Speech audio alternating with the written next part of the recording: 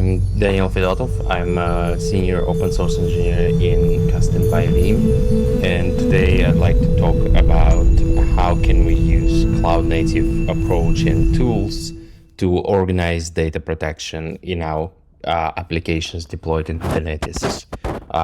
And talk about using Canister, which is a CNCF project and an open source tool to do that. Starting from why do we do that, right? Kubernetes deployments have come a long way since first introduction, but there's still some myths around data on Kubernetes, such as everything is stateless, which isn't true because Kubernetes itself has a state and it changes and there's something new being added, something being removed. And also stateful workloads, people run stateful workloads on Kubernetes because they need state in their applications. And if they want to run the application as Kubernetes, they need state. The myth being that why would I need to protect my data when I can just recreate my application, which is true, you can recreate your application, but the application has data, and without this data, it could be useless to the point. Plus all the security, audit requirements, forensics, all those things require you to actually save your data, and more than that, it might require you point-in-time snapshot of your data or point-in-time recovery, even for disaster recovery, for example. The common myth in the cloud development is that my cloud provider is going to do the backups, which is, again, true only partially because your cloud provider might just lose your account. That happened. Your cloud provider explicitly says in all the instructions on how to back up your data, they say, please do some sort of export of your data. And that's something that they can't really do for you. And finally, there are some tools which can back up the etcd database in your Kubernetes, but recovering it, restoring it into something that works is almost impossible, and there's literally almost no evidence that it might actually work. Although backups are still important for tracing and forensics.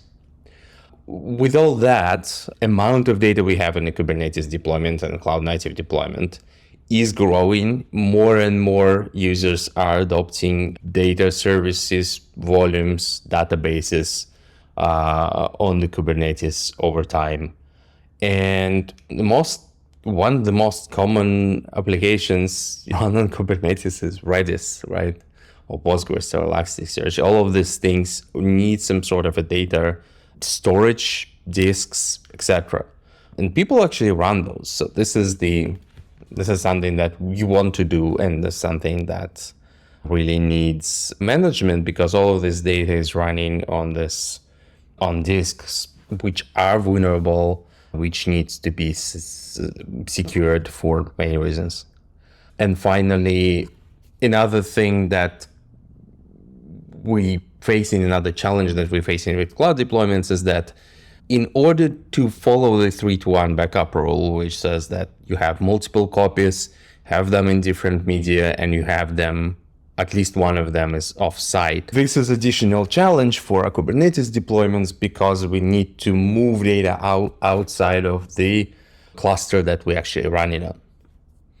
So some extra challenges of the Kubernetes deployment in particular compared to other types of deployment like VMs, being that with how easy it is to create heterogeneous apps, right?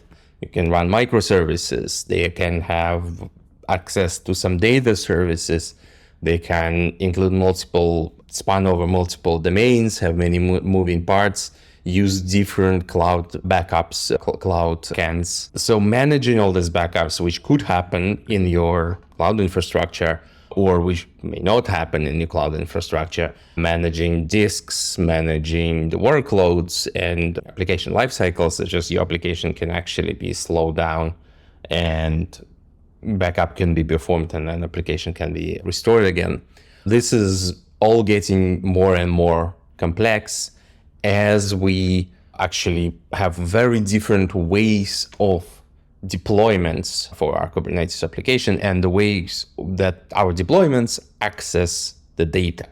So we could have deployments which access some cloud database. We can have some database in the cluster in separate namespace, or we can have namespaces that the services co-located with the actual application code. All of these things exist, and all of these things need some approaches to backup and restore.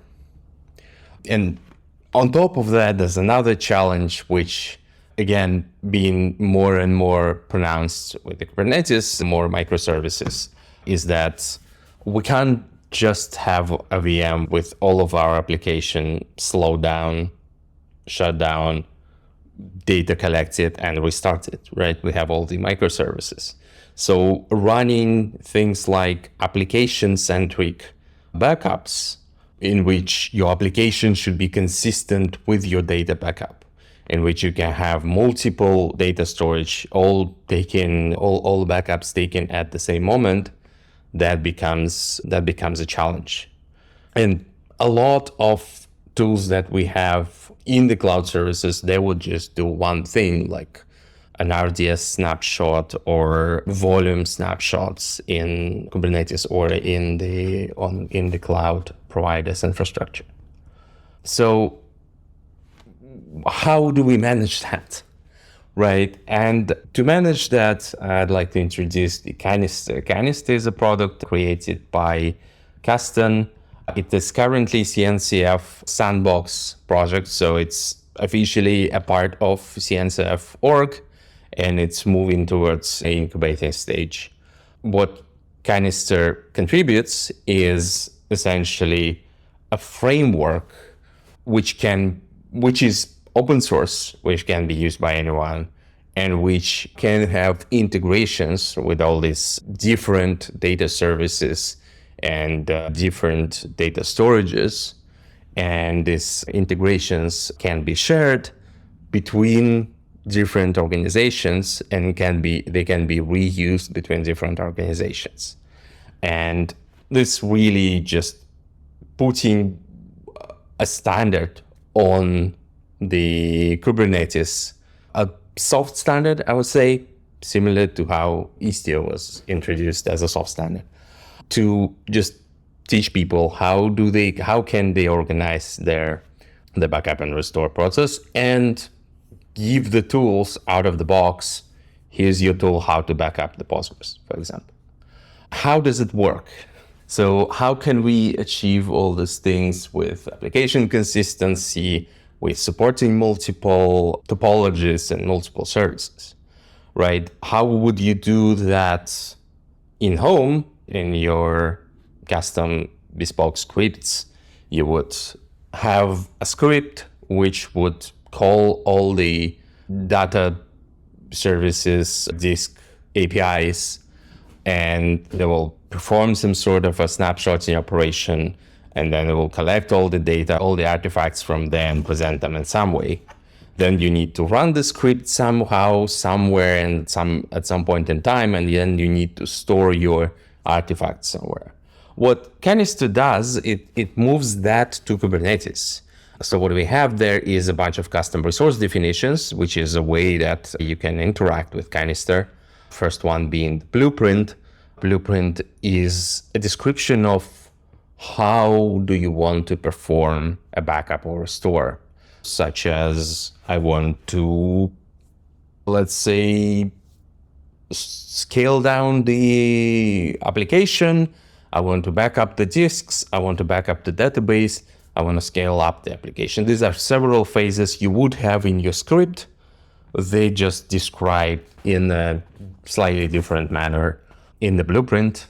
Then action set is a custom resource definitions which runs the backup or restore operation or cleanup operation, which upon creation performs an operation, records the status of this operation, and records the artifacts which were produced by this operation. So this is your essentially log of actions. The action sets in your Kubernetes, they will be stored in the Kubernetes database, right? and there will be a log of the operations. And finally, profile is a configuration which allows us to point to different destinations for data, such as S3 buckets, Google Object Storage, Azure Object Storage, so we can export data into different destinations.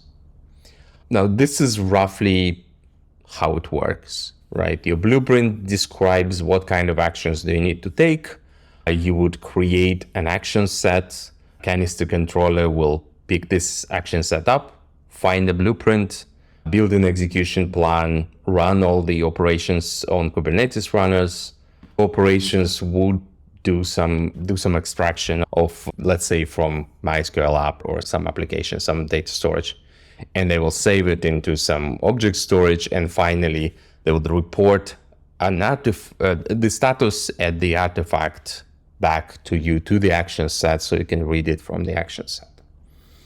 And if you look closer into the blueprints, essentially are custom resources which can be created in your Kubernetes database.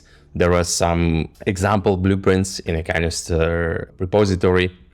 Those custom resources includes actions. So actions could be something like backup or restore or clean up or delete in this case. Each action would execute several phases, one or more, and those phases execute sequentially, and each phase would do something like run a pod or create an RDS snapshot or do something else. What blueprints provide is a template for what needs to be done. Now, in order to fill in the template variables, we have the action set. Action set is a command to execute a certain action, and it fills in values of the template. It could reference an object such as config map or stateful set or deployment. It points to a profile, which essentially points to a destination where data will be saved. And it describes the actions, which actions needs to run and what template values needs to be filled in there. Then action sets also, this important thing that they track the status of the operations. So if a phase fails, the action set will have information of which phase failed and with what error. And if phase completes, it contains information about the artifacts that this phase, and then we have the resume of all the artifacts produced by the phases in this action set. So action sets in this way becomes your log of operations, and blueprints are your definitions of which operations need to be run. Yeah, we can continue with a more concrete example. I'm going to run an RDS backup, and I'm going to describe what I'm doing in the process of setting up Canister, creating a blueprint, and then performing a backup of RDS Postgres database. As setup in this demo, we have an RDS database. We have our Kubernetes cluster with database client. There's going to be a config map pointing to this RDS database.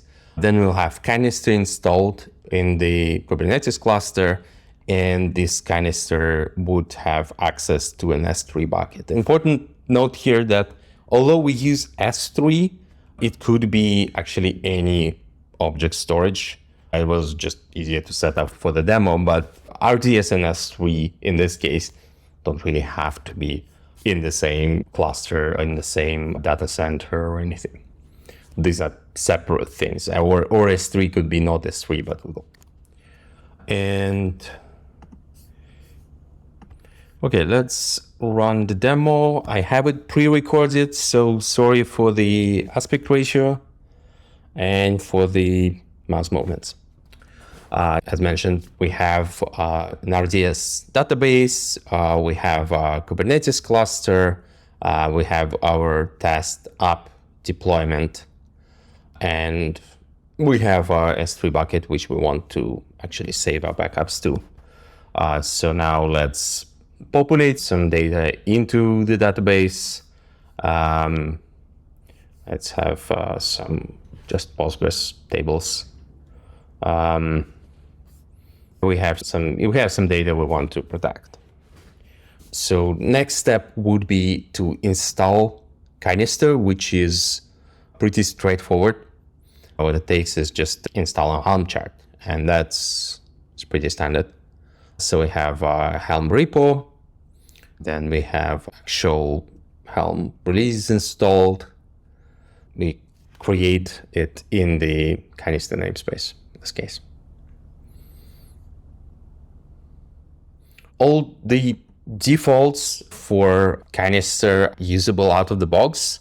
There's some additional parameters you can configure, such as cluster role bindings, maybe security, like access to the namespaces, but this works out of the box just with Helm install.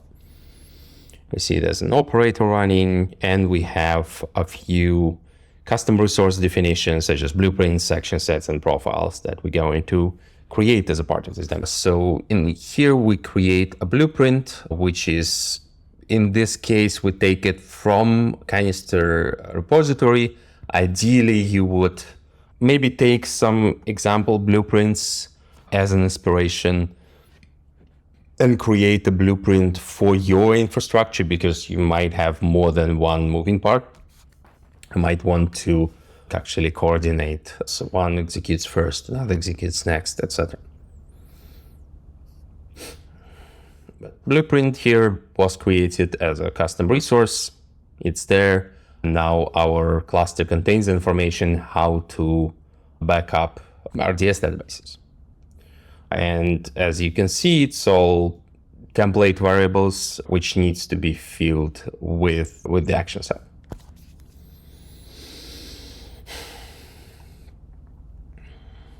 Next step, we'd want to create a profile, which is a reference to 3 bucket, essentially.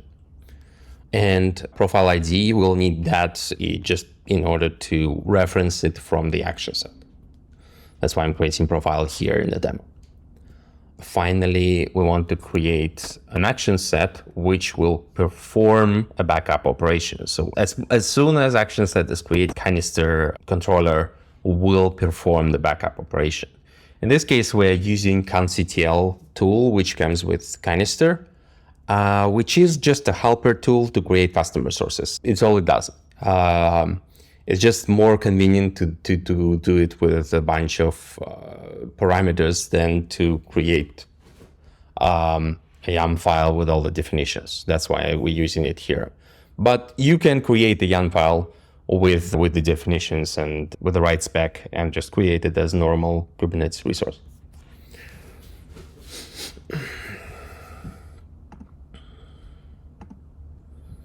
We reference the blueprint, we reference the profile, we reference the objects, which is our database config in this particular case.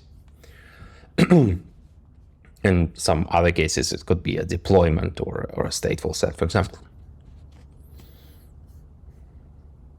So now as we get our action set created, we can get its action set ID, which a record in your Kubernetes database for which action set can be identified.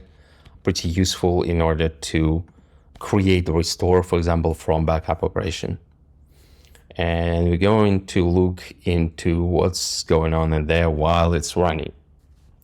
And so while it's running, we have a current running phase, and we have the artifacts in the status. And as you can see, those are currently not populated, and they will get populated as the action actually gets executed, as phases get finished, and that they put artifacts information into the artifacts in the status of the action set.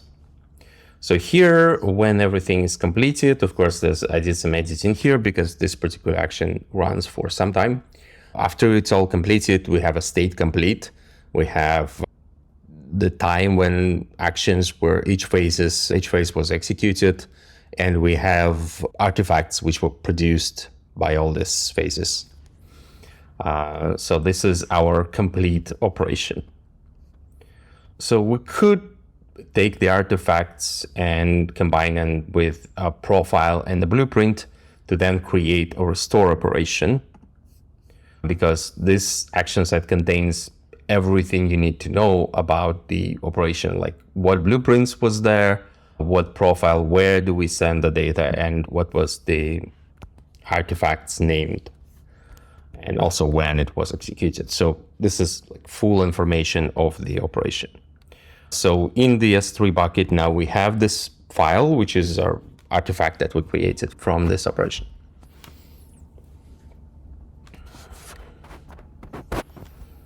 So now let's say something happens with our table. In this case, I'm just going to do very simple thing. I'm just going to drop table, which is something that happens more often than disk corruptions. Really, in the real world, people drop tables all the time. So that's one of the main scenarios for recovery, really. But of course, there are other scenarios possible for backup and restore. It's just going to go for the simple one. And in this command, I'm also using Conf42 tool to create one action set out of another action set. That's even more convenience for this Conf42 tool, because we will need to create the YAML file and then fill it up with output from the status of a action set resource that we just seen for the backup operation, while this one can do that automatically. All it does, again, is just creates a custom resource. As a result, it's just a simpler command in here. And here we select action and we point to a previous action set from which it gets the blueprint. So now we can take a look at what this restore action set looks like. So it exists, it completed, has a time when it completed, and of course we can take a look inside of what it looks like. So inside of it, you can see that it got input artifacts in a spec, which were populated from the backup action set. We have a blueprint in the spec, which was populated from the backup. We have a profile, which was populated from the backup action set. And we have an operation name, which is restore, which is something different that we specify in the arguments. Then in the status of this action set, we see an operation that was performed, some output that it produced, which is not really too relevant right now. And then we have a status that it's complete.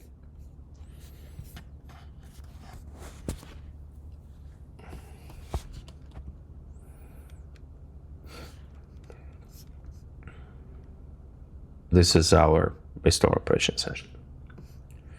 And yeah, now what we want to do is to verify that our table is back.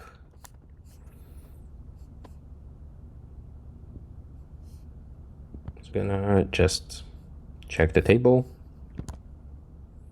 Here it is. So we do have a data bug. So that's pretty much it for the demo. The only last thing is that we have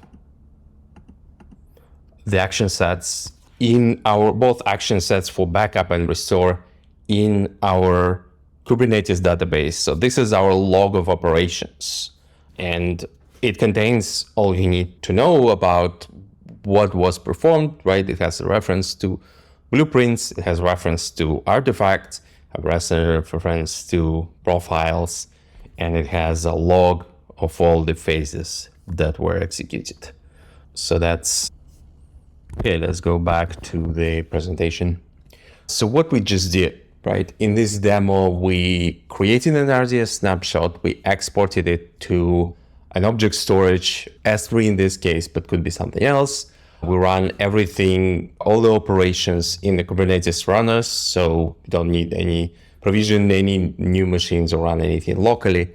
We have blueprints describing what exactly we did. which stored in the Kubernetes database, or it could be in your GitOps, which are there documented and could be well represented and tested.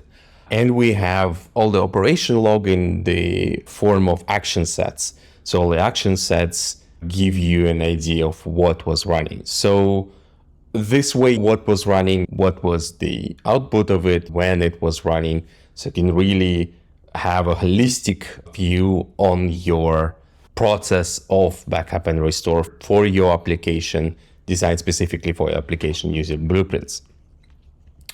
Canister right now has a bunch of functions that you can run. kubeexec and kubetask are quite useful because they run pod with a command. So that's quite universal for a lot of things you can do, such as database dumps, for example. We also support some resource lifecycle, such as scaling up, down workloads, PVC operations to get files from PVC, from volumes, volume snapshots, Amazon RDS custom function, which we demonstrated in this demo. And we support a whole bunch of object storage destinations. Yeah, and that's it. Thank you very much for joining this talk.